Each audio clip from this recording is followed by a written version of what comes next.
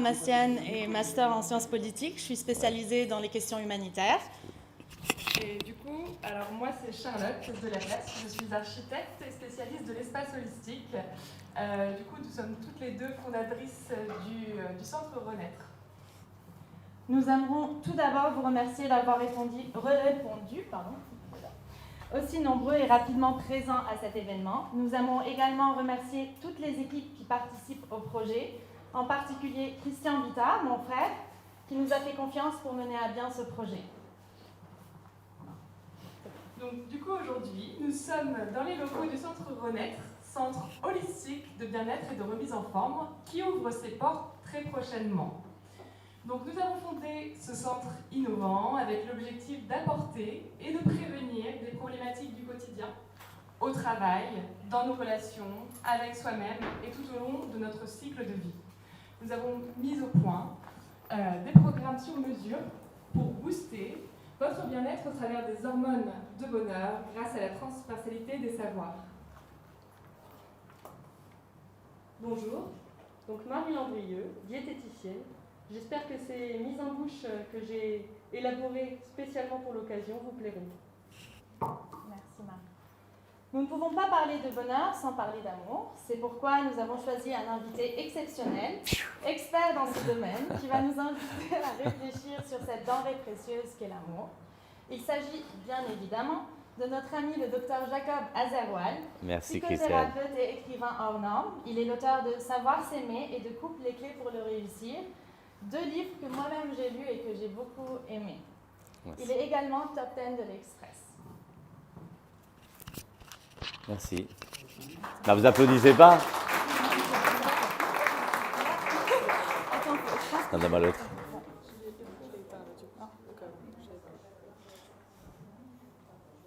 Si tu veux interagir avec quelqu'un, on peut faire ça. Alors, juste, Christian, on m'entend là? Non, il ne marche pas celui-là. Christian? On m'entend? Non. Non. Qu'est-ce que j'ai fait? Qu'est-ce qu'on a fait? Alors, donne-moi celui-là. C'est celui-là qui était Charlotte? Oui, c'est bon. C'est bon. Ah ouais. Voilà, là c'est bon. Merci beaucoup. Vous rigolez, mais vous savez que toute la vie, des fois, c'est une histoire de mode d'emploi. Ce n'est pas dans le programme, mais je vous raconte quand même une histoire vraie. Quand j'étais étudiant, première fois que j'ai acheté une machine à laver, que j'ai activé la machine à laver, vous me demandez, vous êtes venu ici pour que je vous parle de machine à laver. C'est vrai, c'est authentique. Première fois que je l'ai utilisée, les habits sont sortis rouge, orange, vert, bleu, toutes les couleurs. J'avais acheté la machine à laver chez un copain, j'appelle, je lui dis, écoute, c'est vraiment pas sympa de ta part, là, tu m'as roulé. Il me dit, non, Jacob, calme-toi. Qu'est-ce qui se passe? Je dis, écoute, j'ai fait ma première lessive, c'est sorti rouge, vert, bleu, n'importe comment. Il dit, non, mais dis-moi ce que tu as fait. Je dis, j'ai appuyé sur Power, et puis voilà, j'ai lancé. Il dit, non, explique-moi le programme que tu as fait. Je lui dis, pour que ça se nettoie bien, j'ai mis 90 degrés. Il m'a dit, mais tu plaisantes ou quoi? Et tu as trié ton linge? Je lui ai dit, non. Il m'a dit, non, premièrement, déjà, on trie le foncé et le clair, et ensuite tu mets 30-40 degrés maximum, tu ne mets pas 90 degrés. Et il a raison, parce qu'à partir de là, effectivement, quand j'ai fait comme ce qu'il m'a dit, il n'y a jamais eu de problème. Alors vous vous demandez, qu'est-ce que je suis en train de vous parler ici de machine à laver? Mais je vous assure, c'est authentique. Ça s'appelle le mode d'emploi. Le mode d'emploi, ça veut dire que des fois, la personne, elle est bien, mais si tu ne sais pas l'utiliser, c'est comme notre propre vie, si on ne sait pas l'utiliser comme il faut, eh ben on passe à côté, et c'est pareil, quand on passe à côté, même c'est l'inverse, c'est-à-dire c'est pas un non-sens, on peut même aller dans le contresens. Je vais raconter une histoire simple, et vous allez voir jusqu'à quel point est-ce que je vais changer un petit détail de rien du tout, et ça change tout. Et je vous assure, je ne vous mens pas, je suis psy de couple depuis plus de 20 ans au jour d'aujourd'hui, et je peux vous dire qu'entre un couple qui vit l'enfer et un couple qui vit quasiment le paradis, il n'y a pas beaucoup de différence. Idem, un dépressif qui passe à un état meilleur, il n'y a pas beaucoup de différence. Je vais changer un petit truc de rien du tout. Je vais raconter une histoire pour moi qui est hautement symbolique. Mais après, je vous raconte les autres anecdotes. L'histoire est la suivante. Alors, juste avant de me lancer, quand même, je dis un mot sur Renaître, quand même. Juste, rappelle-moi, l'enfer et le paradis. Quelqu'un doit me suivre à chaque fois pour me dire où est-ce que je me suis arrêté, parce que je passe mon temps à ouvrir des parenthèses. Par rapport à Renaître, je voudrais juste vous raconter une anecdote authentique. en août 2020. J'ai un problème de réseau. J'appelle Free. 12 minutes d'attente, au bout de laquelle, il y a une nana qui répond. Oui. Je dis voilà, j'ai un problème de réseau. Elle me dit, est-ce que vous avez éteint et rallumé? Je lui dis, elle se fout de ma gueule, ma parole. J'attends 12 minutes et c'est toujours le sempiternel conseil, éteindre, rallumer. Je dis non, comme un idiot. Elle me dit, bah, faites-le. Ok, je le fais. J'éteins, je rallume et là, ça marche. Ça s'appelle le reset. Ça s'appelle renaître. Renaître, ça veut dire être capable de se donner de temps en temps des nouveaux départs pour revoir la vie de manière différente et pour se revoir soi-même différemment. Et pourquoi pas, vous savez, c'est comme cette pièce, peut-être qu'avant les travaux, c'était un truc moche, peut-être. Ok? Eh ben, il suffit de penser à mettre du rose pâle, du rose pastel, et puis hop, ça donne un truc complètement différent. Ça s'appelle renaître. Mesdames, vous avez l'avantage de pouvoir vous teindre les cheveux une fois blonde, une fois brune, une fois court, une fois la frange, etc., etc. Ça s'appelle renaître, de se rebooster, d'être capable de temps en temps de se donner des nouveaux départs. Et ça, c'est extrêmement intéressant. Mais peut-être qu'on aura l'occasion de développer beaucoup plus ce concept de renaître. Il faut toujours renaître. Et pour moi, appelez-le Dieu si vous êtes croyant, mais en tout cas la nature, si elle a fait le jour et la nuit, c'est justement pour nous permettre tous les matins d'initialiser un nouveau jour, de redémarrer sur quelque chose, sur une nouvelle base. Ne soyez jamais dans une répétition, soyez toujours dans un renouvellement de la répétition. C'est-à-dire tous les matins, le soleil se lève, tous les soirs, le soleil se couche, donc c'est une journée, mais ce que vous allez mettre dans cette journée, c'est à vous que cela appartient. C'est à vous que cela appartient de donner un renouveau. L'histoire de l'enfer et du paradis. On ne parle pas dans les rangs, madame. Sinon, vous devriez écrire 10 fois « Je dois aimer mon prochain comme moi-même ». L'enfer et le paradis. Il y a un élève, il est en train de marcher avec son maître. Il lui dit, maître, c'est quoi l'enfer et c'est quoi le paradis? Il dit, mon fils, l'enfer, c'est une table dressée, 3 personnes, 3 bols de soupe, une soupe délicieuse. Chacun, il a une cuillère. Mais il y a un problème. Le manche de la cuillère, il mesure un demi-mètre. Et essayez d'imaginer. Et la main de chaque personne est fixée au bout du manche de la cuillère. Alors, je ne sais pas si vous arrivez à imaginer la scène. Donc, la cuillère, elle fait un demi-mètre. Donc, en fait, quand il veut boire la soupe, il ne peut pas boire la soupe. Donc, c'est quoi l'enfer? C'est pas qu'on ne leur donne pas à manger. C'est pas qu'on leur donne un... Non, non, je ne parle pas de votre bouffe. Votre bouffe, elle est délicieuse, ne t'inquiète pas. C'est pas qu'on leur donne pas à manger ou qu'on leur donne quelque chose de mauvais. On leur donne quelque chose de bon, mais ils sont dans la capacité de manger. Je vous dis le paradis. Et le paradis, une table dressée, 3 bols de soupe, 3 personnes, 3 personnes. Toujours la même histoire avec la cuillère. Mais moi, je donne à mon voisin et mon voisin me donne. C'est quoi le paradis? C'est au-delà d'avoir le plaisir de manger quelque chose de bon qui m'est offert, j'ai le plaisir d'offrir. Donc là, c'est une histoire connue. Et là intervient Jacob, le commentaire. Question. Pourquoi ceux qui sont en enfer n'ont pas pensé à cette solution? Il dit, mais c'est facile. S'ils sont en enfer, c'est que c'est des égoïstes. Et ils sont tellement égoïstes. Vous savez, il y a des gens, ils sont omnibulés par leurs problèmes. C'est me, I and myself, mais ils sont envahis par leurs problèmes. D'ailleurs, Dieu préserve, il y a des pères comme ça, que toute leur vie, les enfants, ils ne peuvent jamais avoir de problème parce que le père a tellement de problèmes qu'il n'y a pas de place pour l'autre. Ils sont omnibulés par leurs problèmes. J'ai des problèmes. Tu as des problèmes, tout le monde a des problèmes. De temps en temps, justement, ce que j'explique dans un tout autre contexte, la compassion, c'est quoi? C'est être capable de mettre ses problèmes de côté pour écouter ceux de l'autre. Et donc, je disais que ceux-là qui sont en enfer, ils sont tellement noyés par leurs problèmes qu'ils ne sont pas capables de voir qu'il y avait quelqu'un d'autre à côté. Maintenant, à supposer qu'ils ont remarqué qu'il y avait quelqu'un d'autre, ils se disent, attends. S'il est en enfer, c'est que c'est un magouilleur. Donc, si moi je lui donne à manger, qui me dit qu'il va me donner à manger? Alors, si je dois crever, qu'il crève aussi. Au paradis. Au paradis, ce n'est pas un deal. Ce n'est pas moi, je dis à mon voisin, je te donne à manger, tu me donnes à manger. Par définition, au paradis, la personne pense à l'autre avant de penser à elle-même. Donc, du coup, j'ai vu que mon voisin avait faim et qu'il n'était pas bien avant de voir ma propre faim. Donc, je lui ai donné à manger. Et lui, puisqu'il est au paradis, il réfléchit exactement de la même manière. Donc, effectivement, il me donne à manger. Et donc, de là, en fait, vous avez compris déjà que j'ai exactement la même situation. Vous avez repéré, hein, c'est l'enfer, le paradis. j'ai changé un petit détail, et en changeant un petit détail, je passe de l'enfer au paradis. Et croyez surtout pas que c'est de la théorie. Je vous assure, qu'entre passe-moi le plat et chérie, passe-moi le plat, je vous assure, ça change tout. Vous changez 3 fois rien, eh ben, même parce que ce que je répète souvent, c'est que la réalité et l'impression de la réalité, ce que l'autre va retenir, c'est l'impression de la réalité plus que la réalité. N'oubliez jamais ça. Un accueil, par exemple, quand on vous accueille mal, eh ben, notamment, par exemple, vous allez dans un hôtel, on vous a mal accueilli, la chambre, elle va vous paraître petite, ça va vous paraître bruyant, le petit déjeuner va vous paraître insuffisant, la salle de bain va vous paraître sale. Quand on vous a accueilli, comme les bitards savent accueillir, eh ben, la chambre, elle peut être petite, elle va vous paraître grande, c'est pas vrai, hein. Le café, il était froid, il va vous paraître chaud, le petit déj était insuffisant, mais il va vous paraître suffisant, tout paraît bien, c'est l'impression. Donc c'est cela qui est important, le soir, quand madame rentre, quand monsieur rentre, ou même par rapport à vous-même, comment est-ce que vous vous occupez de vous-même, c'est l'impression qu'on donne à l'autre, mais l'impression qu'on se donne même à soi-même. Ça vous semble de la théorie, je vais vous raconter une histoire vraie qui s'est passée quand j'étais en 3e, 4e année de médecine. J'avais un ami à moi qui était chef de clinique à Casablanca. Il m'a dit, Jacob, viens passer des vacances. En tant que tu passes les vacances, tu vas faire un stage. Je lui ai dit, ah, l'idée, elle est bonne. C'est vrai, tu viens, tu passes, tu profites du soleil, et puis en même temps, tu apprends. C'est magnifique. Donc, je suis allé. Il m'a dit, qu'est-ce que tu veux apprendre en premier lieu?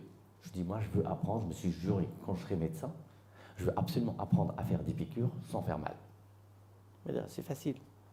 Il m'a dit, c'est quoi? Il y a une campagne de vaccination dans des bidonvilles, tu vas venir avec moi, tu vas t'entraîner. Ok. Donc il m'a expliqué, il m'a dit le plus simple, la fesse, non pas monsieur la fesse, hein, la fesse, tu divises en 4, 4 supérieurs externes, tu nettoies, tu purges le truc, tu y vas, fastoche. Ça me paraissait super facile. Première piqûre, le gosse, waouh, il crie, waouh. Deuxième piqûre, waouh, il crie. Je me dis, moi je croyais que les gens, entre guillemets, pauvres, ils étaient moins délicats que les riches, qu'ils étaient plus résistants, quoi. Troisième piqûre, le gosse encore, il crie. Je me dis, non, il y a un problème. Je vais voir mon pote Richard. Je dis, Richard, je ne comprends pas très bien. Je fais ce que tu m'as dit, mais ils n'arrêtent pas de crier, c'est pas possible. Et je lui dis, et pourtant, j'y vais très doucement. Il me dit, comment ça, tu vas doucement? Je lui dis, bah, pour ne pas qu'ils aient mal, j'y vais doucement. Il m'a dit, mais non, c'est tout à fait le contraire que tu dois aller faire. Quand tu piques, tu dois piquer d'un seul coup.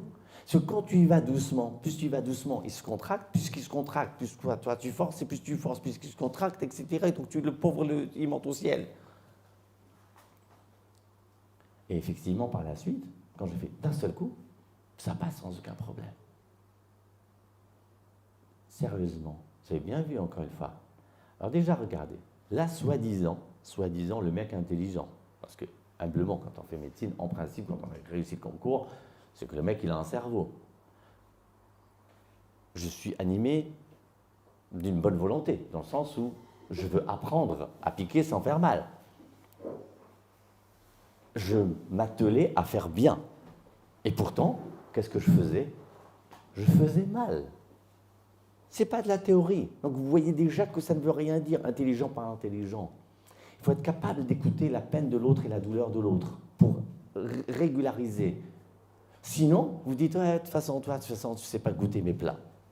Mais peut-être que, pose-toi la question, peut-être que ton plat est bon, mais moi, par exemple, moi j'ai une particularité, j'aime pas le veau, j'aime pas l'agneau. Alors on n'arrête pas de me saouler, mais c'est beaucoup plus cher. Ben non, moi j'aime le bœuf, j'ai le droit. Je ne mange pas le veau. Donc il y a des fois que c'est ou bien pas bon réellement, ou bien pas bon dans le sens pas adapté. Il y a quelques années, chaque année, je m'attelais à développer un thème. Et une fois, c'était l'éducation et les parents.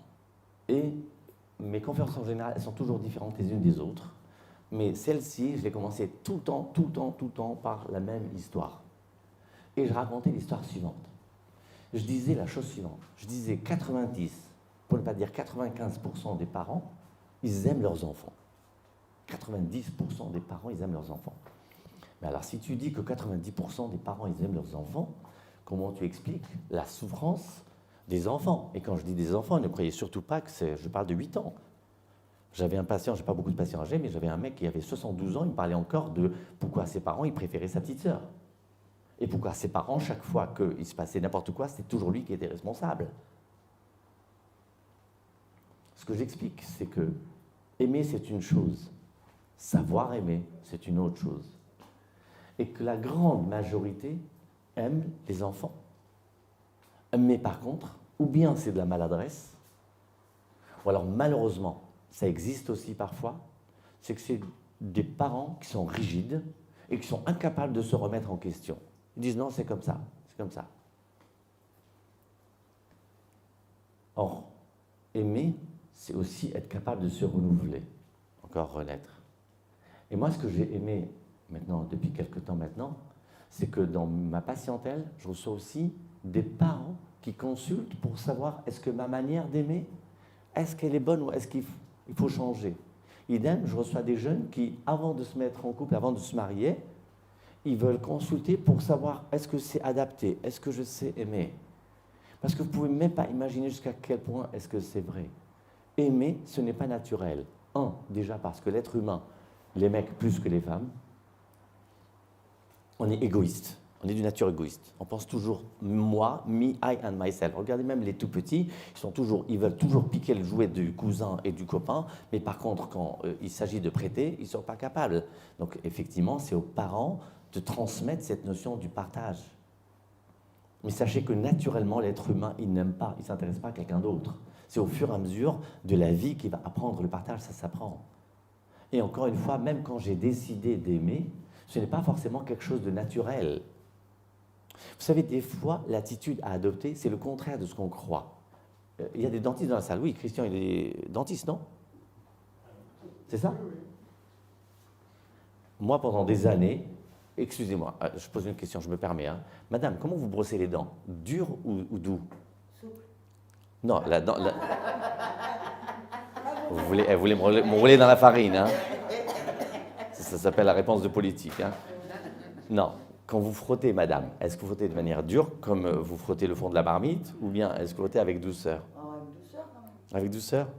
Ah ben vous êtes plus belle et plus intelligente que moi. Moi non, toujours dur, jusqu'à ce que le dentiste, ma dentiste m'a dit « Mais Jacob, mais tu exploses ton émail là, comme ça. » Non, parce que moi je me suis dit il faut frotter quoi, tu vois, tu y vas quoi, tu frottes, tu vois. Il me dit « Non, pas du tout, faut douce. » Et donc, c'est un exemple parmi tant d'autres que l'attitude qu'on croit la bonne est à l'envers. Je vais raconter une anecdote authentique. Une mère, elle vient, encore une fois, elle pleure, son fils, il a ramené encore 4 sur 20. Je lui dis, madame, dorénavant, vous vous occupez plus des devoirs de votre enfant. Elle me dit, vous rigolez, docteur? Je lui dis, non, je ne rigole pas. Elle me dit, mais déjà comme ça, c'est déjà catastrophique que ça va être. Je lui dis, madame, plus catastrophique, il n'y a pas. Et 4 sur 20, il n'y a pas plus catastrophique. Donc je lui dis, puisque vous avez essayé la surprésence, parce qu'elle vérifiait tout, est-ce que tu as fait ça, eh bien, on va essayer l'autre technique, de prendre à distance et de lui dire, débrouille-toi. Ah ben, ça a marché. Ça a marché. Et moi, c'est authentique. J'ai le droit de frimer. Ma pauvre mère, que Dieu ait sa âme en paix, elle doit me voir des paradis, maman, je parle de toi. Toujours, elle était toujours derrière moi. Un jour, je ramène encore un relevé de classe catastrophique. Et elle me dit, je ne veux pas le voir, tu te débrouilles, c'est ta vie, tu n'as qu'à faire ce que tu veux. Je dis, maman, tu as enfin compris. Je suis passé de avant-dernier de la classe à deuxième de la classe. Deuxième parce que j'étais amoureux de la première. Je ne voulais pas lui piquer sa place. Mais dès que j'ai changé d'école, je suis devenu premier de la classe. Non, c'est authentique, c'est vrai. Il y a des fois où vous ne pouvez pas imaginer qu'il y a une manière de faire. J'ai une nièce que j'adore, qui est vraiment je aime tous mes neveux et nièces, mais j'ai une nièce particulière. Et elle, quand elle était petite, je me rappelle, une fois, j'ai vu ma sœur en train de piquer des crises. Ça, c'est rouge, ça, c'est blanc. Alors, vas-y, ça, c'est quoi? Blanc. Mais non, c'est rouge. Ça, c'est quoi? Je vous assure, authentique. Elle m'accompagne à l'ascenseur, et juste devant l'ascenseur, juste avant que la porte elle se ferme, elle me dit, tonton, ça c'est blanc et ça c'est rouge.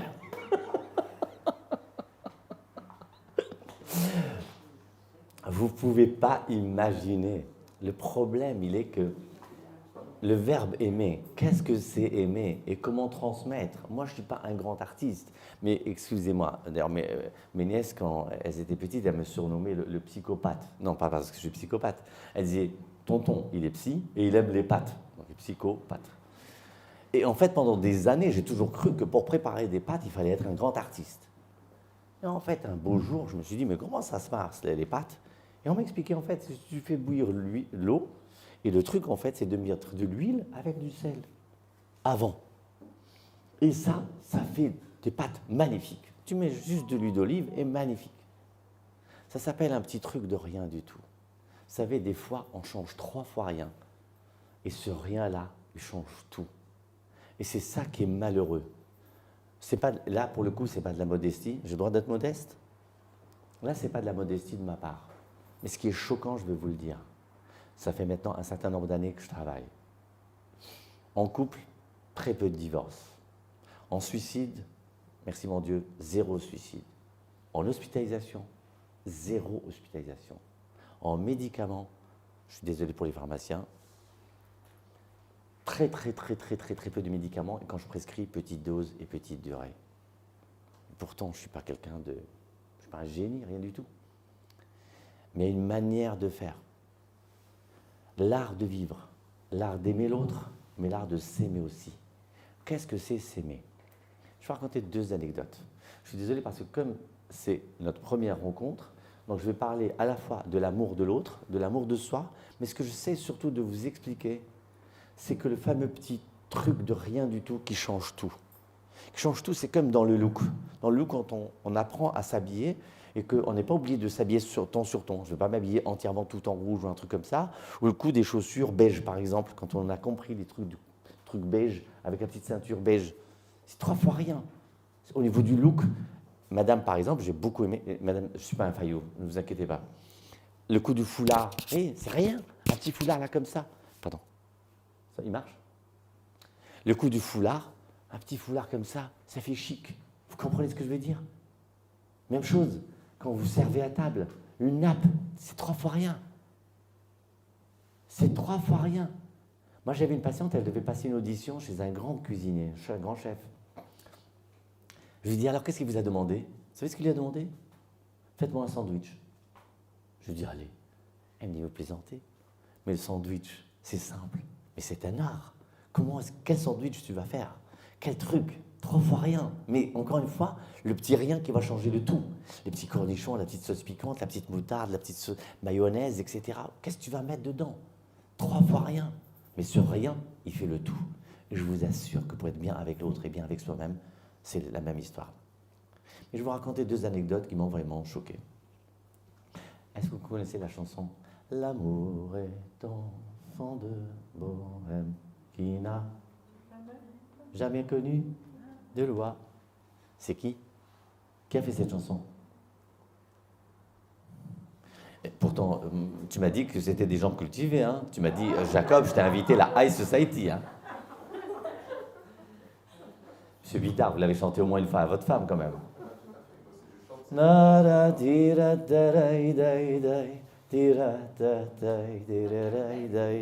Oh, madame, enfin. Carmel, mais qui est le compositeur? Justement, je n'arrive plus. Madame. Non, rien de rien. Alors, qui c'est qui chante? Edith Piaf. Non, bah non. Bien, et les mecs qui filment, par contre, vous coupez ce passage parce que c'est pas possible. Là. Les gens qui nous regardent, ils vont dire oh là là là là là. Il est au Zimbabwe ou au Botswana? Monsieur, dame, quand même, c'est Bizet. Bizet. Vous le saviez? Je savais, mais ça ne sortait pas. Non, mais c'est vrai. Il faut oser. Il faut oser, vous savez. Alors, rappelle-moi que je me suis arrêté à Bizet, je dois parler d'Van Gogh. Juste, d'accord, tu me tiens le fil? Vous savez, ça, c'est l'histoire, pardonnez-moi. Je dis toujours que l'orgueil, c'est ce qui pourrit les relations humaines, mais c'est le pire des pièges. Parce que quelqu'un qui est orgueilleux, notamment dans l'amour, il prend tellement de place qu'il n'y a pas de place pour l'autre. Vous savez, par exemple, dans un lit, un mec qui est égocentrique, même un lit de 4 mètres de large, il dort en oblique, donc la nana, elle dort sur le bord. D'accord? Il prend de la place, orgueilleux, d'accord? Mais ne croyez pas, même sur le plan de la connaissance, quelqu'un d'orgueilleux, il ne va jamais oser poser une question, parce que si je pose la question, je montre mes défaillances, donc je montre que je ne sais pas, donc je ne vais pas poser. Et puis même chose, si j'ai la réponse, mais je n'ose pas, parce que je ne veux pas passer pour un idiot. Je préfère passer pour un idiot. Il faut toujours oser. Moi, les seules choses qu'il ne faut jamais oser, il ne faut jamais aller avec une femme mariée, il ne faut jamais voler, il ne faut jamais faire de mal. Ça, il ne faut pas oser. Mais tout le reste, vous avez envie de chanter, chantez. Vous voulez danser, dansez. Vous voulez manger, mangez. Quoi, jusqu'à une certaine limite. Bizet. Est-ce que vous savez... donc, du coup, c'est une question bête. Je vous dis, est-ce que vous savez comment Bizet est mort? Ben non. Vous avez une idée comment il est mort, Bizet? Tu m'aurais dit, j'aurais amené des anecdotes plus simples, tu vois, genre, je sais pas moi. Je pense que c'est parce que tu as mal chanté. Pardon? Je pense que c'est parce que tu as mal chanté. Mal chanté. Ah, d'accord. Pas mal. C'est une excellente hypothèse. C'est Vita. Là, quand j'ai pris le train pour venir, moi, j'aime bien m'asseoir là où il y a la petite table, parce que ça me permet de travailler un petit peu. J'ai surtout dormi. Parce que ça aussi, c'est le paradoxe. La meilleure manière de préparer une conférence, c'est de dormir. Mais à côté de moi, dans le carré à côté, il y avait le père, la mère et 2 petits-enfants. Et j'ai adoré. D'abord, un.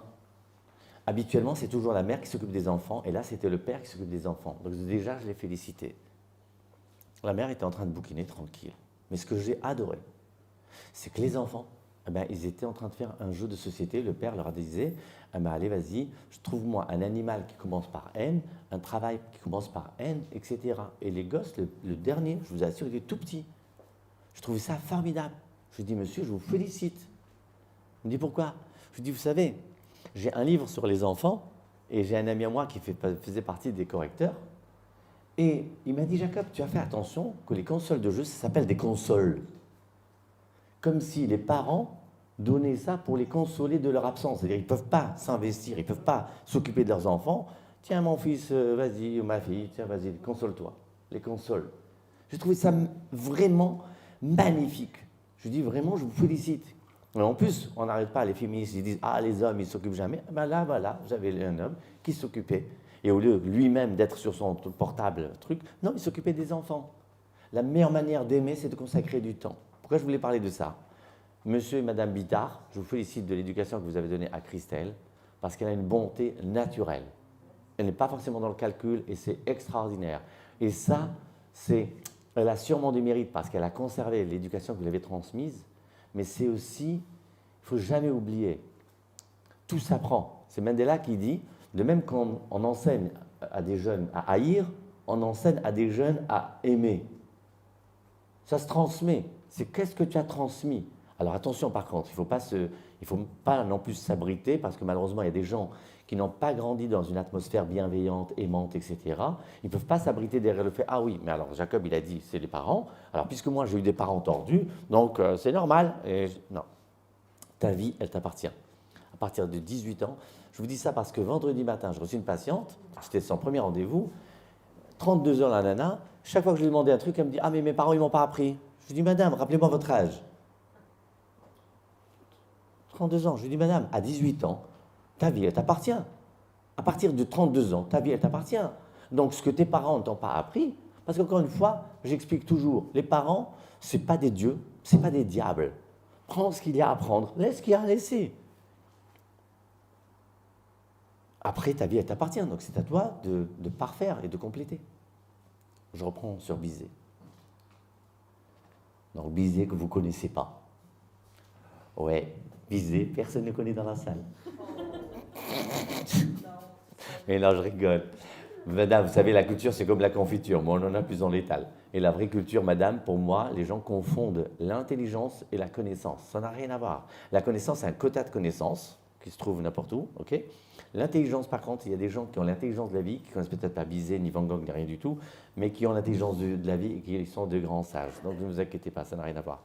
C'est juste parce que, personnellement, je suis un mélomane, j'adore la musique, donc voilà. Mais surtout, j'adore les petites anecdotes. D'ailleurs, j'espère que vous allez me raconter des anecdotes. Je reviens à Bizet. Bizet, le pauvre, il est décédé très jeune, la trentaine. Vous savez de quoi il est décédé? Dieu préserve, crise cardiaque. Le lendemain de la première de Carmen. Les journalistes, les critiques l'ont déchiré. Ils ont dit que Carmen, c'est archi nul. Archi nul, mais tu vas chez les Maasai, tu leur chantes non, non, non, non. Ils vont dire non, non, non, non. Tout le monde connaît. Ils ne connaissent pas Bizet, ils ne connaissent pas Carmen, mais ils connaissent cette musique. Elle fait tour du monde. Et pourtant, il s'est fait déchirer. Mesdames et messieurs, c'est extrêmement important de développer un regard personnel. Quand le regard personnel sur vous-même est défaillant, le regard de l'autre est dominant et vous êtes foutu. Parce que quelqu'un il vous dit moche, vous pouvez être la plus belle nana de la Terre, vous allez le croire réellement. Il vous dit que tu es bête, tu vas vraiment le croire. Pourquoi? Parce que tu n'as pas de recul avec toi-même, tu ne sais pas qui tu es, tu ne sais pas qui tu n'es pas. Van Gogh. Vous connaissez Van Gogh quand même? Oui. Plus cher vendu au monde. Mais vous ne connaissez pas cette anecdote peut-être. De son vivant, il n'a rien vendu. Il a vendu 2 toiles. Une qui a servi.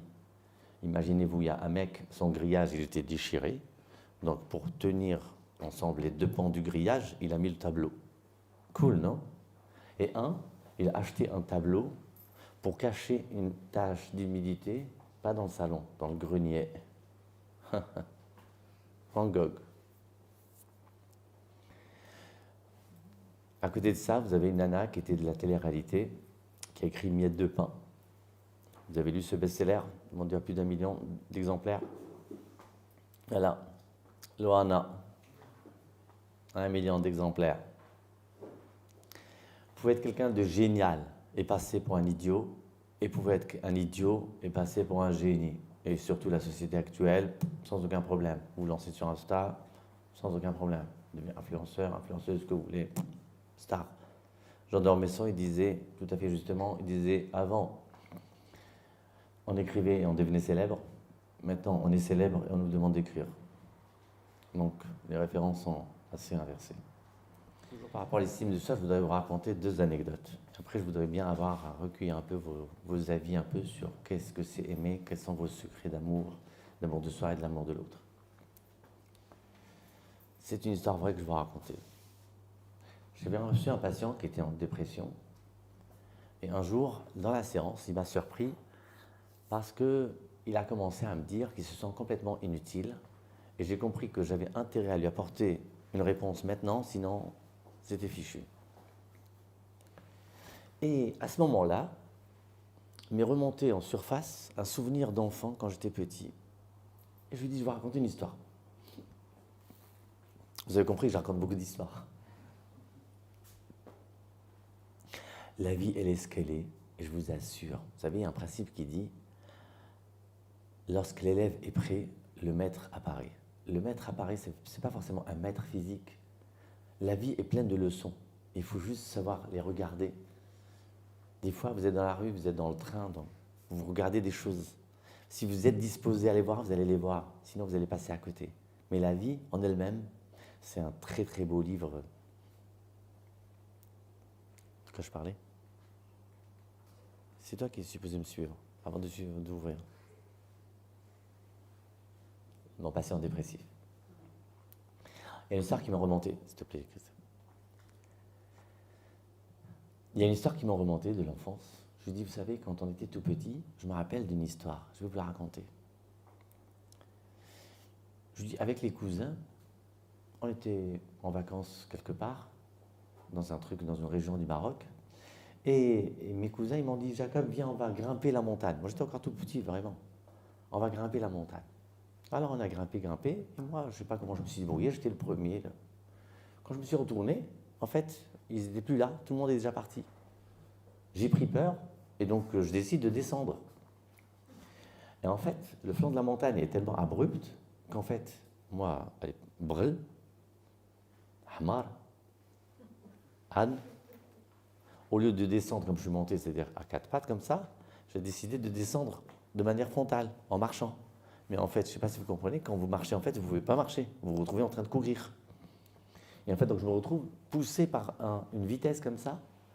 Et en fait, je me rends compte qu'en fait, il y avait juste un petit chemin, et il y avait une falaise avec des gros rocs. Je me suis dit, salut la compagnie. Mais sur le chemin, je n'étais pas complètement stupide, sur le chemin, il y avait une pierre. Je me dis, tiens, je veux me servir de cette pierre comme frein, parce que je n'arrive pas à m'arrêter. Donc, j'ai pris la pierre comme frein, je suis tombé sur tout mon corps, ok? Je me suis les genoux en sang, les mains en sang, mais merci mon Dieu, je suis vivant, je vous raconte cette histoire. Le patient, il me regarde, il se demande de quoi il me raconte, Pierre, les vacances, il ne comprend rien, le pauvre, il veut se suicider, et l'autre, il lui raconte des histoires. Je lui dis, monsieur, venez, on va donner la parole à cette pierre. Si cette pierre pouvait parler, qu'est-ce qu'elle va dire, cette pierre? Elle était en pleine cambrousse, en dépression chronique. Pourquoi? Elle dit parce que pendant qu'il y a des pierres qui servent à de la construction, il y a des pierres qui servent à des sculptures, il y a des pierres qui servent comme pied de table, qui servent à quelque chose. Moi, je suis en pleine cambrousse, je ne sers à rien, je suis complètement inutile. Pire que ça, je viens de faire tomber un petit enfant, le pauvre, regarde, le gosse, il est tombé, et à cause de moi, il a du sang et tout. Donc non pas que je ne sers à rien, mais en plus, je fais du mal. Mais ce que c'est pas cette pierre, c'est qu'elle m'a sauvé la vie. Je lui dis, monsieur, il y a des fois, on sait à quoi on sert. Mais il y a des fois, on ne sait pas à quoi on sert. Mais ce que je peux vous certifier, c'est que chacun de nous, chaque animal, moi je suis un passionné de toutes les émissions animalières, etc. Les animaux, mais c'est impressionnant, chaque animal, son sens, son utilité, c'est extraordinaire. Et je vais raconter une histoire vraie qui s'est passée pour vous expliquer la fonction de quelqu'un dont on n'est pas forcément conscient. Je ne vais pas vous plomber l'ambiance, parce que là, je vais vous parler encore d'une nana qui était suicidaire, mais par contre, la bonne nouvelle, c'est que personne ne s'est suicidé, merci mon Dieu. J'avais une patiente, Ah pardon, donc on est regardé, donc une patiente, excusez-moi.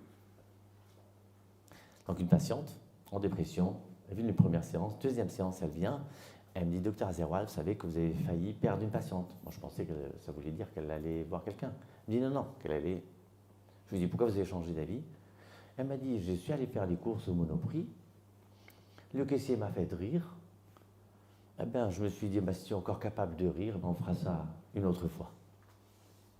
Je me suis dit, regarde ce caissier, est-ce qu'en faisant rire cette cliente, il savait ce qu'il était en train de faire?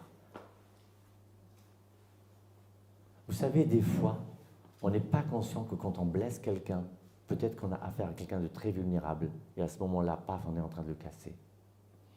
Vous savez, c'est comme une chaise, quand elle est fragile, le dernier qui monte dessus, il explose. On ne peut pas savoir. Mais idem à l'envers aussi. Vous ne pouvez pas savoir la personne à qui vous avez dit bonjour, ou à qui vous avez fait un compliment, ou à qui vous avez fait un café, un petit truc de rien du tout. Vous pensez que vous avez fait une petite action. C'est vrai que c'est une petite action. Mais comme dirait l'autre, un petit pas pour l'homme, un grand pas pour l'humanité. C'est ça, c'était? Des fois, une petite action, elle peut être extraordinaire. Encore une histoire. Le tabouret. Le tabouret, je raconte l'histoire suivante. Je dis, vous recevez des amis à dîner, la table elle est bien pleine, il n'y a plus de place. Qui c'est qui sonne et qui arrive sans avertir? La belle-mère. Khaled. Il n'y a pas de place.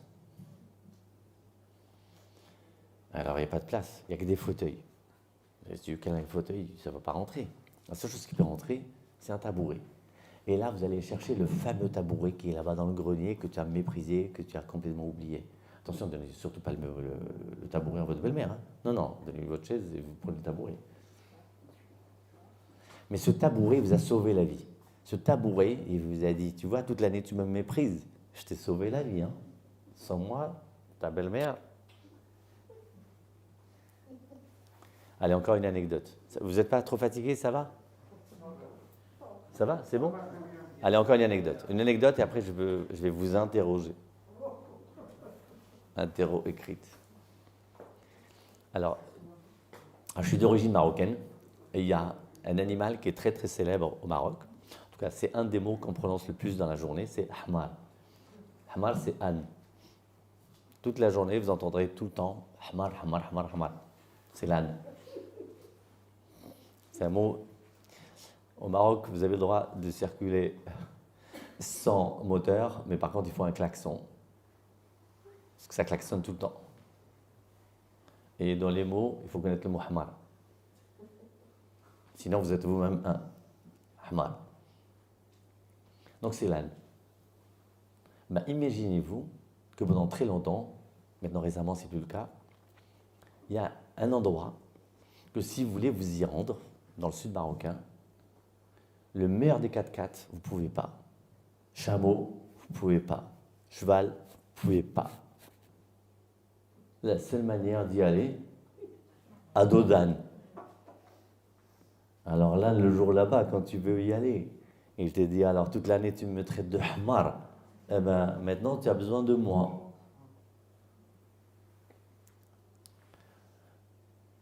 Quand j'étais petit, la mère de la copine de mon frère, elle me disait, mais toi Jacob, tu t'aimes beaucoup, hein? Je dis, non, c'est pas que je m'aime beaucoup, je ne me prends pas pour un beau gosse. De toute façon, j'étais beau gosse en plus. Je dis, je m'aime pas parce que je suis beau, je m'aime pas parce que je suis intelligent, je m'aime, et je ne peux pas dire un mot vulgaire, non, il faut couper ça par contre. Je vous emmerde. Tu t'aimes, tu as le droit de t'aimer autant que tu veux. Qui c'est qui va t'interdire ça? Les gens, ils sont en train de faire des spéculations. Pourquoi tu veux que je m'aime et je ne m'aime pas? Tu décides. Tu te lèves un matin, tu te dis je m'aime, point barre. Ah, mais je ne suis pas beau. Mais qui t'a dit que tu n'es pas beau? Je dis, est-ce que vous avez déjà assisté à un suicide collectif des singes? Tous les singes, ils doivent se dire, mais oh là là, je suis un singe. Et alors, ils se sont suicidés, paf, je suis un singe. Non. Tu t'aimes, tu décides de t'aimer. J'aimerais savoir, si vous deviez définir le verbe aimer, qu'est-ce que vous donneriez comme définition, mais surtout qu'est-ce que vous donneriez comme définition prioritaire?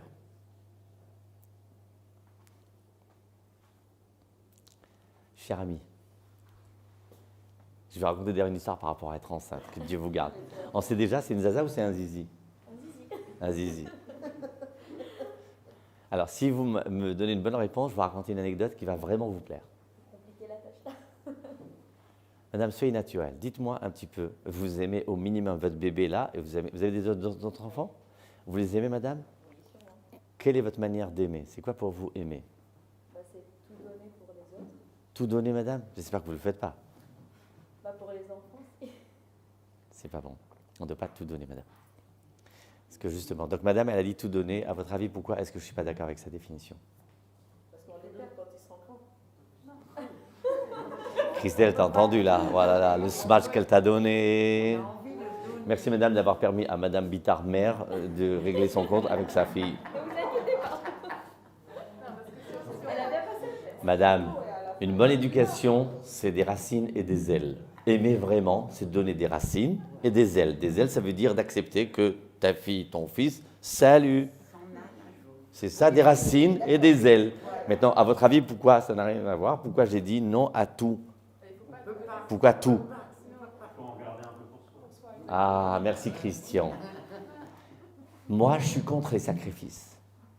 Vous savez, il y a l'histoire de l'œuf et de la poule. Il y a le choix. Ou bien quelqu'un qui vous donne un œuf tous les matins, ou quelqu'un qui vous donne la poule, tu la cuis au four, et puis il n'y a plus d'œuf.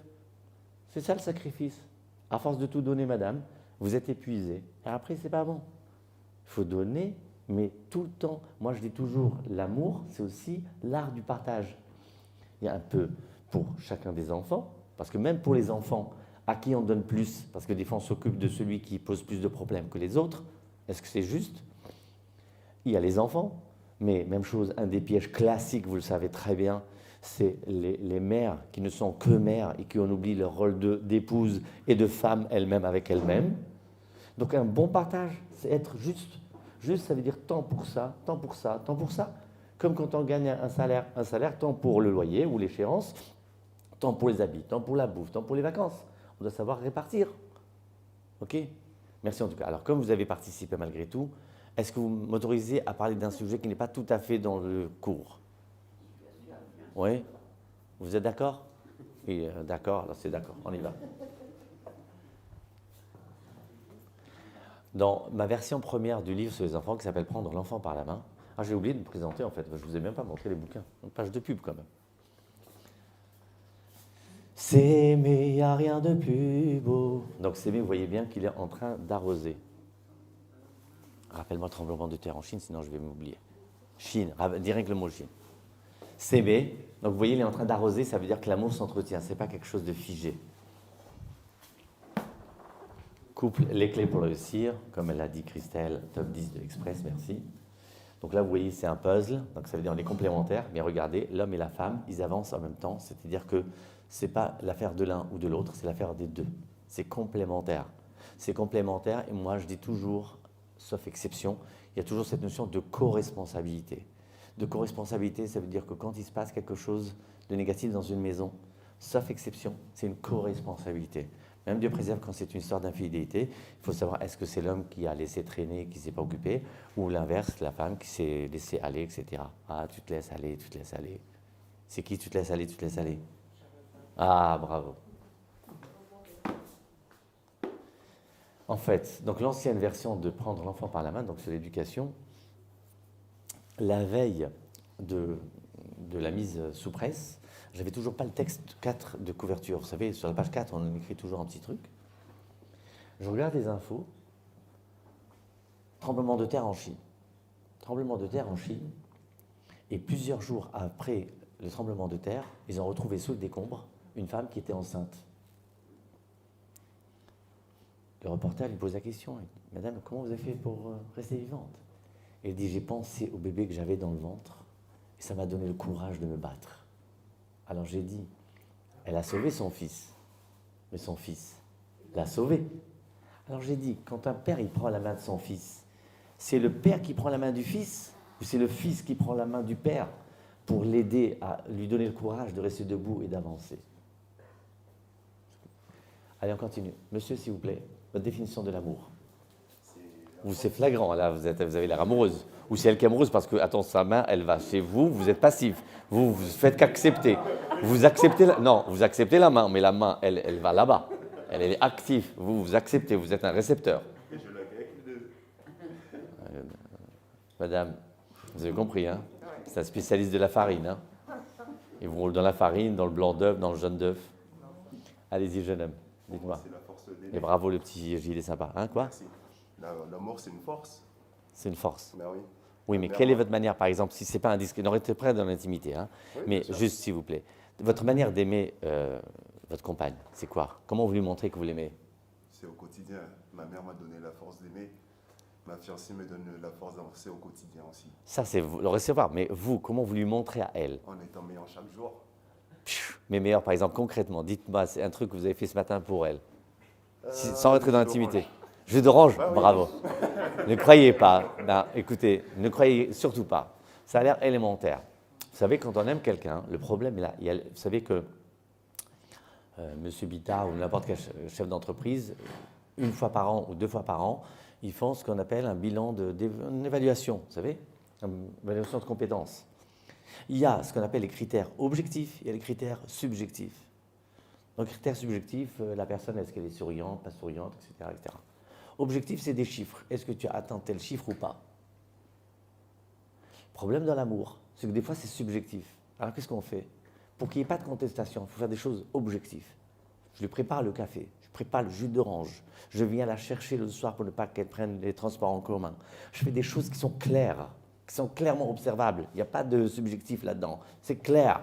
C'est clair que je fais du temps. Je prends du temps pour toi, je prends du temps pour elle. Ça peut être dans le couple, mais ça peut être pour un enfant, ça peut être pour soi-même. Je m'aime, je prends du temps pour moi, pour m'occuper de moi. C'est du temps et truc. Bravo. Monsieur Bittard, je ne vais pas vous manquer. Est-ce que vous aimez madame? Vous êtes prêts à écouter les réponses? Attention. Alors, pardon, avec votre permission, juste une petite blague, s'il vous plaît. Il y avait une bande de copains, ils ont dit de toute façon, tous les mecs, ils ont peur de leur femme. Je dis, ah, oui, écoute, tu vas voir, viens, on va faire un test. Tous ceux qui ont peur de leur femme, ils se mettent à droite. Ceux qui n'ont pas peur, ils se mettent à gauche. Et là, tu vois, tout le monde, il se met à droite. Tu as juste un petit gringalet tout petit comme ça. Il est à gauche. Oh, waouh, tout le monde l'applaudit, il dit vraiment bravo. Il dit pourquoi tu es resté à gauche? Il dit parce que ma femme elle m'a dit si tu bouges, attention.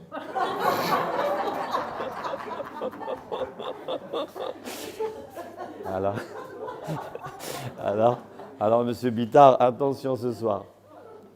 Alors, est-ce que, d'abord, oui, non, abstention, est-ce que vous aimez Madame Bittard? Est-ce que j'aime Madame Bittard? Oui. Bah, il n'y a pas d'arbre qui n'est pas heureuse et qui aime son environnement et ne donne pas des fruits. Ah bah oui, bah regardez, Christelle et Christian sont les fruits de notre amour. Donc, Waouh, hey, quel smash! Quel smash! Waouh, quel smash! Ouais, vas-y, reviens dans ton coin là-bas et ta gueule et reste, ne bouge plus. Ah, il m'a renvoyé la balle, vous savez, la balle là-bas. Il m'a fait le coup du golf là-bas, c'est-à-dire, tac, en un seul coup, il est déjà rentré dans le trou là. Il a raison, il a dit, regarde les fruits. Parce que des fois, c'est vrai. Des fois, vous regardez une femme, vous la trouvez moyen. Elle vous présente sa fille, vous voyez un avion supersonique. Alors là, quand vous revoyez la mer, vous dites, ah non, elle doit être belle finalement, parce que pour avoir ça, la même chose. S'ils ont conçu des enfants comme ça d'amour, c'est que c'est sûr que c'est de l'amour. Bravo, Monsieur Bittard. Extraordinaire. Il y a un monsieur là, il a l'air trop sage, on va le bousculer un petit peu. Jeune homme, ayez du sentiment. Je vais vous poser une question qui n'a rien à voir. Allez-y. Est-ce que vous vous aimez? Bah, je pense, oui. Bon, on ne sait jamais. Alors, dites-moi quelque chose que vous avez fait pour vous-même ces 3 derniers jours. Du ski. Du ski? Quoi, vous avez eu le temps d'aller au ski et de revenir? Vous êtes revenu spécialement pour la conférence? Ouais, du ski. Avec des potes, avec une amie? Des potes. Avec des potes. Bravo. Et vous avez fait attention à vous? Ouais. Bravo. Ça va. Bravo. Ben, ça aussi, c'est authentique. Vous savez, nous sommes dans l'année de Molière. Et Molière disait une phrase qui a l'air élémentaire, mais que je nous demande de réfléchir, et moi je me le répète régulièrement. Est-ce que vous vous rappelez cette phrase, si je ne me trompe pas, c'est dans l'Avare? Il faut manger pour vivre et non pas vivre pour manger. Ça a l'air élémentaire. Manger pour vivre et non pas vivre pour manger. Ça veut dire, ne te trompe jamais de qu'est-ce qui est prioritaire et qu'est-ce qui est secondaire. Est-ce que tu manges pour vivre ou bien tu vis pour manger? Est-ce que tu travailles pour vivre ou bien tu vis pour travailler? Il y a des gens, ils sont complètement perdus, ils sont dans un mouvement comme ça incessant. Ils ne font pas le stop, le fameux reset dont on a parlé au départ. Et donc, effectivement, de temps en temps, il faut faire un reset. Et sachez quand même, sur un plan médical, la montagne, le ski, c'est quelque chose qui fait énormément de bien. Je ne parle même pas de l'activité physique en elle-même, je parle de la montagne en elle-même. L'air de la montagne vraiment revigore et fait du bien au sang. Donc, c'est magnifique. Jeune homme, c'est votre compagne?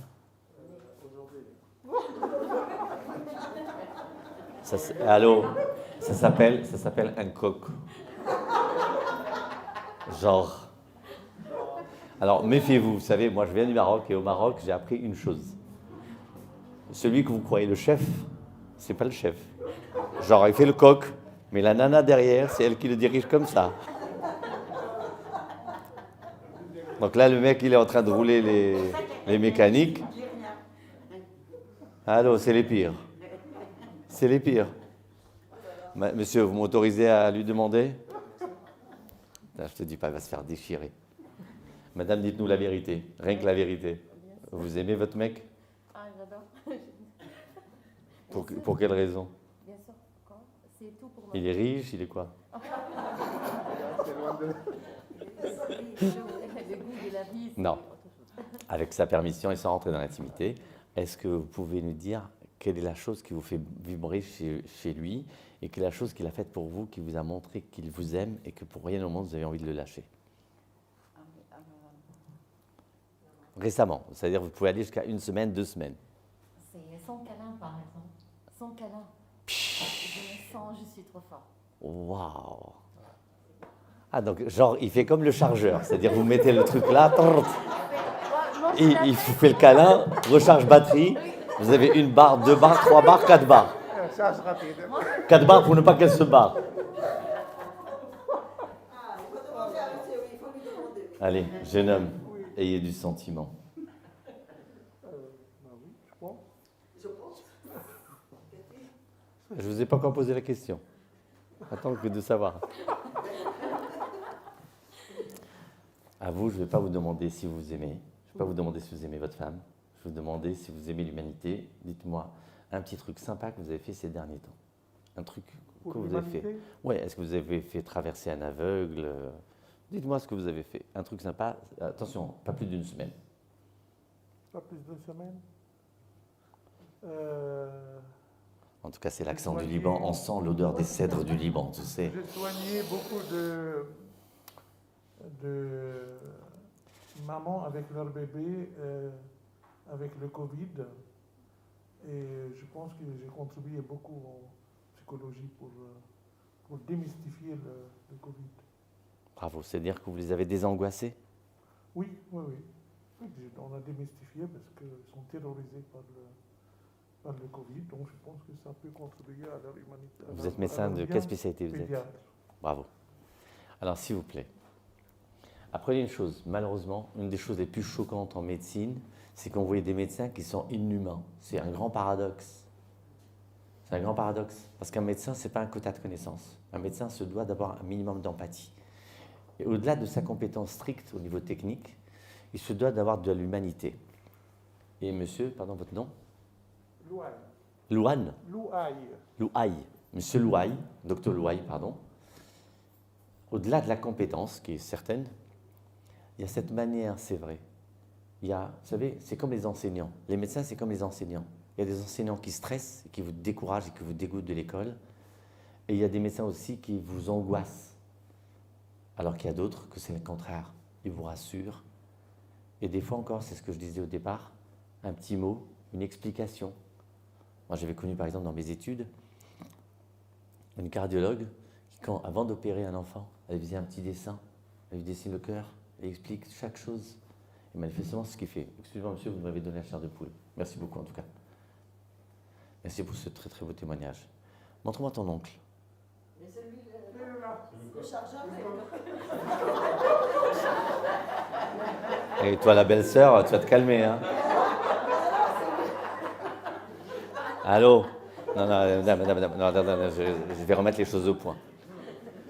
Lui, il a besoin du contact pour charger. Il y a des chargeurs à distance.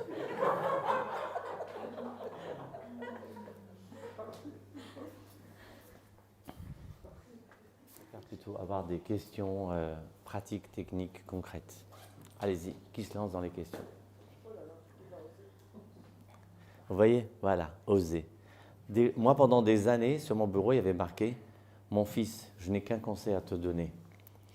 Lève-toi de bonne heure et n'oublie pas d'oser. » Lève-toi de bonne heure, ça veut dire à la fois lève-toi tôt, parce qu'on dit l'avenir appartient à ceux qui se lèvent tôt, mais de bonne heure aussi d'un bon pied, de bonne heure. Et n'oublie pas d'oser. Oser, encore une fois, comme je vous disais tout à l'heure. Bien sûr, il ne faut jamais oser pour le mal. Le mal, il ne faut pas oser. Ça ne s'appelle pas du courage. Mais par contre, oser quand il s'agit d'une bonne chose, bien sûr, il faut oser. Il faut oser. À propos d'oser, je vais vous dire un truc. Une fois, j'avais une conférence avec le grand rabbin de France, que j'aimais beaucoup. Et il donnait une conférence aux médecins. Et il y a une consoeur, donc elle m'avait entendu parler. Elle m'a dit, s'il te plaît, Jacob, est-ce que ça se fait de dire au rabbin de France que j'ai aimé sa conférence? Et là, je me tourne vers lui et je lui dis, regardez les gens comment est-ce qu'ils sont. Quand il s'agit de casser, ils ont le courage. C'est-à-dire le plus timide, il ose. Pour parler du mal de quelqu'un, ils y vont. Quand il s'agit de faire un compliment, tout le monde devient timide, ils n'osent pas. Il ne faut pas oser pour les mauvaises choses, mais pour les bonnes choses, pour participer, pour partager, parce que vous ne pouvez pas savoir qui est votre voisin, votre voisine aujourd'hui. S'il y a quelqu'un que peut-être qui va écouter un mot, qui va le transformer, je vous assure, vous ne pouvez pas imaginer. Moi, ça m'est déjà arrivé des fois, des gens que j'ai croisés des années après, qui m'ont dit, vous savez, j'ai encore dans la tête votre histoire là, et ça m'a beaucoup aidé. Je lui dis, ah oui, quelle histoire? Il me raconte l'histoire. Donc on ne peut pas savoir. Qu'est-ce qu'il va faire? Monsieur Bittard, donc il s'appelle Bittard alors? Oui. Monsieur Bittard frère, par exemple, son histoire là, c'est magnifique. Parce que justement, on n'est plus dans cette société du tactile. Et le tactile, il nous manque. Les gens, vous savez, quand une femme, elle ne se sent pas aimée, il dit, il ne me touche pas, ou bien il ne me regarde pas. Attention, il y a une différence entre épier et regarder. Épier, c'est quelqu'un qui vérifie ce que vous faites. Regarder, ça veut dire c'est de l'amour. Une petite question, s'il vous plaît. Une question technique. Bien.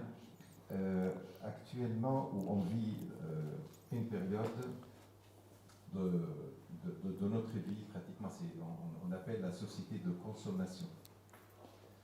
La société de consommation, c'est-à-dire on change. Il y a quelque chose qui tombe en panne, on la change le lendemain, sans faire des efforts, comme on faisait dans le temps. Et après ma lecture un petit peu de notre ami Jacob Azerwal, j'ai compris exactement que, et ce que vous avez confirmé au début de votre conférence, que vous n'avez pratiquement 2 couples par an qui se séparent, parce que vous êtes un bon réparateur. Et je trouve que dans le temps, le grand réparateur de la société et surtout du couple, c'était la religion. Actuellement, malheureusement, on vit une période où la religion a cédé sa place pour autre chose. Des voix sporadiques, comme Jacob Azerwal, Fayez Bitar, Pascal Fradcourt, François Balthus, etc., souvent n'arrivent pas. Il faudrait créer un courant pour justement contre le courant actuellement, etc. Comment vous voyez l'avenir? Est-ce qu'il y aura un autre courant qui va constituer contre le courant de la consommation, c'est-à-dire de ne pas faire un peu d'effort pour réparer et puis conserver la vie de famille voilà, c'est ma question. Merci. Magnifique. Christelle, tu as écouté la question de ton père? Merci 1000 fois. Vraiment magnifique. Excellent. Malheureusement, on ne peut pas contester ce qu'il a dit. Alors, je vais raconter une histoire. Et c'est pour ça d'autant que je vous remercie, parce que, vous savez, c'est ce que je disais tout à l'heure, l'histoire de la femme enceinte qui a sauvé son bébé, mais est-ce que c'est elle qui a sauvé son bébé ou l'inverse? Quand vous m'invitez, est-ce que vous croyez que moi je viens pour donner ou je viens pour recevoir? En fait, les deux. C'est un échange. Alors, je suis psy, je suis écrivain, mais je suis aussi coach en entreprise. Et un jour que je coachais un personnel d'hôtel, parce que vous avez compris, les hôtels, ils ont besoin d'être dans un état de neutralité, parce que un client, quand il vient, c'est ou bien il est en vacances, ou c'est un week-end d'amour, ou pour le travail, donc il est dans le stress, donc comment amortir? Donc je les coach pour ça. Et une fois, j'ai raconté cette histoire-là. Je dis, moi, quand j'étais petit, j'étais fan de BD, et j'ai un très, très, très, très vieux souvenir, un de mes plus vieux souvenirs, d'une histoire qui s'appelait Les Rigolus et les Tristus. Extraordinaire. Alors ça, vraiment. Christian, vous filmez bien? Parce que vraiment, c'est extraordinaire, cette histoire. Madame, aussi. Alors, les Rigolus, ils étaient rouges. Rouges, ils étaient joyeux. Les Tristus, ils étaient tristes, ils étaient bleus. J'ai rien contre le bleu, hein. Le bleu est très beau. Mais juste dans l'histoire, c'est comme ça. Parce que le bleu est froid, entre guillemets. Christelle, dommage.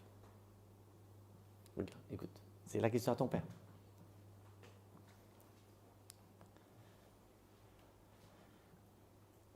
Alors, les Tristus, ils font tout pour... Donc le monde est divisé avec les Rigolus et les Tristus. Là où il y a des Tristus, le monde est bleu. Là où il y a des Rigolus, le monde est rouge. Donc les Tristus, qu'est-ce qu'ils font? Ils font tout pour faire pleurer les Rigolus. Les Rigolus, qu'est-ce qu'ils font? Ils font tout pour faire rire les Rigolus. Donc plus ils font rire, c'est-à-dire, moi par exemple, je suis un Rigolus, vous êtes une Tristus, si je vous fais rigoler, hop, vous devenez rouge. Vous avez compris? Et donc ils colonisent la Terre. Donc vous avez compris que plus de Tristus, moins de Rigolus. Plus de Rigolus, moins de Tristus. On est d'accord? C'est bon? Et donc, mon cher ami, je suis 1000 fois d'accord avec vous, cher confrère, que malheureusement, c'est vrai, que là, actuellement, plus on va et plus on est en train de déshumaniser la société. C'est une réalité. Et sachez que moi, j'ai autre chose à faire que d'écrire des livres ou faire des conférences ou quoi que ce soit. Et moi, humblement, vous savez, c'est comme la fonction de l'allumette dans l'obscurité. Une petite allumette, ben, ça éclaire ce que ça peut éclairer. Mais vous voyez que je ne suis pas le seul. Je vous entends, vous, votre sensibilité, j'entends la sensibilité de votre frère, j'entends les gens, voilà, monsieur, madame, etc. Il y a encore. Et le problème, il est que, justement, les gens, il y a quelques années, quand il y a eu le tsunami, tout le monde s'est réveillé. Waouh, le tsunami! Moi, j'étais en train de rigoler. J'ai dit, ok, c'est vrai que c'est grave, le tsunami. Mais je dis, mais moi, au quotidien, je vois ce que c'est le tsunami. Le tsunami que moi, je vis, quand je vois la dislocation familiale de couple, etc., les dépressions, les suicides, etc., c'est beaucoup plus grave pour moi que le tsunami. Le tsunami, dans un seul jour, ils ont ramassé je ne sais pas combien de trucs. Même chose plus récemment. Notre-Dame, ok, d'accord, c'est vrai, c'est un truc religieux, ce que vous voulez. Mais il faut juste savoir qu'en 2 jours, ils ont ramassé 2 milliards. 2 milliards, vous savez combien je peux nourrir de pauvres avec 2 milliards? Ok, d'accord, c'est très important, mais dis-moi, qu'est-ce qui est important? Une église ou un truc là? Ou des pauvres qui sont en train de crever la faim et que jamais vous donnez? Donc c'est vrai. Alors idem, même chose quand il y a le Covid. Moi je me suis dit, super, les gens vont se réveiller. Ils vont se dire, tiens, peut-être qu'on doit repenser sa vie, qu'on doit repenser ses priorités. Qu'est-ce qui est important? Est-ce que c'est toujours la consommation, la Tesla, etc. Je ne sais pas si vous vous rappelez, à un moment, c'est rigolo d'ailleurs, parce que tu avais une Tesla, tu avais une Cadillac, une Buick, ou ce que tu avais envie, elle était au garage. On ne pouvait pas prendre la voiture, puisqu'on n'avait pas le droit de sortir plus de 500 mètres. J'ai dit, ben voilà, ton matériel là-bas, tu peux te le cacher. Hein. C'est revenir à des notions fondamentales. Mon très cher ami, qu'importe si nous sommes 100 ou 1000 sur 7 milliards, le plus important, c'est que on nous dit toujours il faut préserver le panda, etc. C'est sûr, moi aussi j'aime les animaux, il faut les préserver. Mais moi c'est le contraire. Moi je dis, c'est pas le contraire, mais je dis il faut préserver une race qui est en véritable voie de disparition, c'est l'humain qui est dans les humains. Parce que nous sommes en train réellement, l'histoire des masques, mon directeur d'édition, mon patron d'édition, Guy Trédaniel, il m'a dit Jacob, vous ne trouvez pas qu'avec les masques, on a des allures de robots? Je lui dis, mais vous avez raison, parce que ce qui caractérise l'humain, c'est cette beauté du visage. Vous avez 1000 fois raison. Mais nous, chacun doit faire son travail. Quand on n'y arrive ou pas, ce n'est pas notre problème. Mais en tout cas, nous, on doit diffuser. Moi, quand j'écris des livres d'amour ou quand je fais mes conférences, moi, tout à l'heure en voiture, il m'a demandé, mais c'est quoi tes conférences en général? Je dis, je passe toujours l'amour. Alors l'amour décliné différemment. Il y a l'amour de soi, l'amour des autres, le pardon, la colère, tout. Mais c'est toujours autour de l'amour. Pourquoi? Parce que je suis le premier à dire que si la Lune, elle tourne autour de la Terre, c'est parce qu'elle est amoureuse de la Terre. Et si la Terre, elle tourne autour du Soleil, c'est parce qu'elle est amoureuse du Soleil. Comme l'a dit monsieur, comment vous vous appelez? Grégory, comme il a dit l'amour, c'est une force. Ce qui donne la force, sachez-le, donc je suis, d'après ce que j'ai compris, entouré de médecins, en médecine, on nous a appris quelque chose. Dieu préserve, s'il y a quelqu'un qui est dans un état, dans un coma profond, ça 3, ça 4, un des conseils qu'on donne aux proches, c'est d'enregistrer des audios où il faut lui rappeler les bons souvenirs, il faut lui rappeler que vous aimez cette personne, parce que le fait que vous lui rappelez des bons souvenirs et qu'elle se sent aimée, elle va se battre, sinon elle va se laisser aller. L'amour est une force thérapeutique énorme, immense. Avec votre permission, on va procéder à un petit tirage au sort, comme ça, quelqu'un va ouvrir le livre au hasard pour voir sur quoi vous allez tomber. Madame Bittard, à vous. Allez, on va rigoler. Chargeur à distance. Allez. Voilà. Allez-y, vous lisez. À la question pourquoi les anges montaient et descendaient. Waouh, sur quoi elle est tombée. Magnifique. Comment? Je continue? D'accord. Mais Il faut comparer le Jacob d'en bas et le Jacob d'en haut. En effet, selon le Talmud, chacun de nous possède son souci. Allez, je vais raconter ça. Merci 1000 fois. Superbe. C'est qui paye, lui ou... Le ministre des Finances. Alors, humblement, est-ce que ça, pour le coup, sans prétention, ce que j'essaye, moi j'adore les voyages, j'adore les cultures. Et donc, je suis multiréférentiel. Dans le même bouquin, par exemple, là, je cite le roi du Maroc, Sa Majesté Hassan II. Je cite le Talmud, je cite Théodore Monod, je cite mon prof de français qui était un pasteur protestant. Je pique, là où je peux piquer, je pique. Tout ce qu'il y a bon à prendre, je prends. Et il y a une histoire, évidemment, que j'adore, que je rapporte du Talmud, qui est le rêve de Jacob. Dans la Bible, c'est marqué qu'à un moment, Jacob va dormir, il va s'endormir, et il voit un rêve avec une échelle, avec des anges qui montent et qui descendent. Ça va, vous êtes là? Et tous les commentateurs posent la question, c'est quoi cette histoire d'anges qui montent et qui descendent? Écoutez l'explication, elle est sublimissime, magnifique. Ils disent en fait, les anges qui montaient et qui descendaient, ils comparaient le Jacob d'en bas et Jacob d'en haut. Qu'est-ce que c'est que cette histoire? Vous savez que pendant que nous, on est réunis ici, selon la science mystique, nous-mêmes, nos sosies sont réunis en haut. C'est-à-dire, il y a Bitar haut, il y a Bitar bas, il y a Jacob bas, il y a Jacob haut, Christelle bas, Christelle haut, Christian, etc. Chacun a son sosie là-haut. Mais quelle est la différence entre l'exemplaire bas et l'exemplaire haut? L'exemplaire bas, c'est tel que nous sommes à la santé, c'est-à-dire le cinéma, le mec qui se prend pour un coq, etc. Le sosie d'en haut, c'est l'identité intrinsèque, réelle, pas la comédie, sincère, vraie. Les anges qui montaient et qui descendaient comparaient le Jacob d'en bas et le Jacob d'en haut pour savoir est-ce que le Jacob d'en bas se respectait dans son essence. Est-ce qu'il était lui-même ou est-ce qu'il jouait une comédie? Ma thèse, donc si vous faites le plaisir de lire le livre Savoir s'aimer sur la dépression et sur l'angoisse, ce que j'explique, c'est que pour moi, tout est conceptuel. Tout est conceptuel, ça veut dire c'est l'important dans la vie, c'est pas ce que vous vivez, c'est comment vous vivez. La raison pour laquelle, pourquoi une rupture affective peut exploser quelqu'un, c'est pas la rupture, c'est parce qu'elle te renvoie à quelque chose à l'intérieur de toi. La preuve en est, ce que j'explique, je dis, vous prenez quelqu'un qui a une peau saine, vous versez de l'alcool, ça va lui faire une petite sensation de rien du tout. Versez de l'alcool sur une peau écorchée, le mec il monte au ciel. La dépression, c'est quand on est en décalage avec sa vie. Plus quelqu'un vit à côté de sa vie, et voire en contradiction, et plus il est mal dans sa peau. Et plus il est ce qu'on appelle vulgairement aligné, plus il est avec lui-même, il se correspond, et plus il y a une sorte de sérénité, même quand la vie elle est difficile. Il ne faut pas confondre les deux choses. Allez, Nathalie. Ah oui, lui il a un beau pantalon là. Allez-y, ouvrez au hasard s'il vous plaît. Au hasard, c'est pas forcément au milieu. Hein. Allez-y, choisis. Par droite ou gauche? Je vais prendre la page de gauche. Allez-y, c'est quoi? Il faut startiner tout ça déjà. Non, c'est juste un petit truc. Vous m'arrêtez que vous me dites le thème, sur quoi vous êtes tombé. Madame Bittard est tombée sur l'alignement, vous avez bien vu. Et vous, c'est quoi? Ah, moi, c'est dans le lièvre. Dans le lièvre? Oui, dans le livre, pardon. J'ai un très bon ophtalmo, donc je prends de Ah ouais, c'est ça. Dans Alors, le c'est livre de Genèse.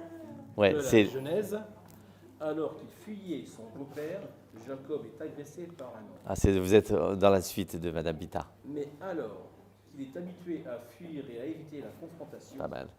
cette fois, il décide de faire face à son adversaire et de se battre, plutôt que de se tourner le dos. Finalement, il réussit et bien plus qu'une simple victoire, s'opère en lui un changement révolutionnaire et défini. Il a pris conscience de sa force. De plus, il s'agissait de l'ange du doute, vaincre le doute et le chemin qui mène droit à la joie et à la sérénité ultime. Voilà, bravo, magnifique. Très belle lecture, merci mille fois. Alors juste, je vais vous développer un petit peu l'idée. Vous appelez comment? François. Donc François est tombé sur cette idée-là, qui est pas mal aussi, qui est excellente. L'histoire du doute. Il y a deux choses. L'histoire du doute, où j'explique que malheureusement, ce qui nous pourrit notre vie, c'est qu'on est en train de douter de l'autre, de douter de soi, de douter de la vie. La meilleure manière et la seule manière quasi incontournable pour accéder au vrai bonheur et à la sérénité, c'est justement d'annuler le doute, de dépasser le doute. Mais aussi et surtout, c'est ce qu'il a, surtout ça. Je ne sais pas si parmi vous, vous avez vu le film Le Sixième Sens. Vous avez vu ce film magnifique? Dans Sixième Sens, il y a un petit garçon, il voit toujours des fantômes. Et à chaque fois qu'il voit des fantômes, il s'enfuit. Son psychanalyste, il lui dit un conseil. Il dit, tu veux que les fantômes disparaissent? Il lui dit oui.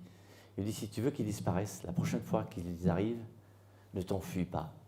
Laisse-les te dire qu'est-ce qu'ils ont à te dire. L'erreur qu'on fait dans la vie, c'est de tourner le dos au problème. Quand il y a un problème, au contraire, il faut l'affronter de face. Que vous arrivez à le résoudre ou pas, c'est pas votre... Coubertin, il disait, l'important, c'est de participer. On se donne les moyens. On y va. Parce que quand vous donnez le dos au problème, le problème, ça devient une montagne, ça devient énorme. Est-ce que vous avez encore une dernière question parce que madame la nutritionniste, là, elle nous a préparé des trucs qui ont l'air trop bons, qui se mangent déjà avec les yeux. Allez, petite question pour la route. François, qui est pour vous la femme à côté? Sa femme. C'est votre femme? Alors, c'est une histoire très compliquée. Ah, Allez, allongez-vous. Alors, il y a... Comment s'appelle sa femme? Nathalie. Nathalie.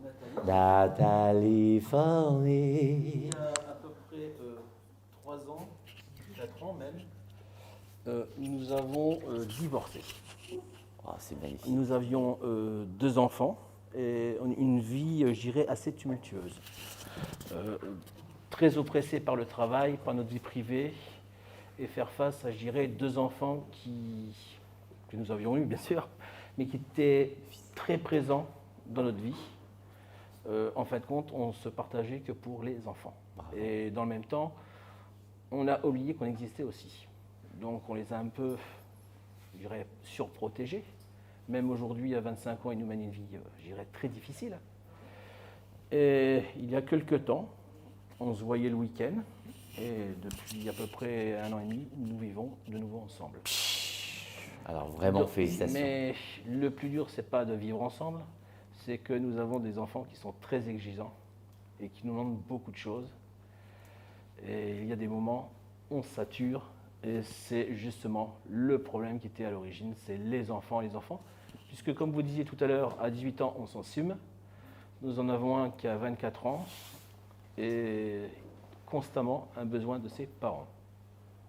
Et pas que ça, parce que madame aussi, quand elle a dit que moi je donne tout, je dis surtout pas, il ne faut pas donner oui. tout, il faut savoir partager. Ben, Et en tout cas, bravo d'avoir eu le courage de, même divorcer, de réapprendre, de se remettre ensemble, de se réapprendre, parce que même pour les enfants, c'est une très très belle leçon de montrer que, vous savez, moi, quand j'étais petit, je jouais aux échecs.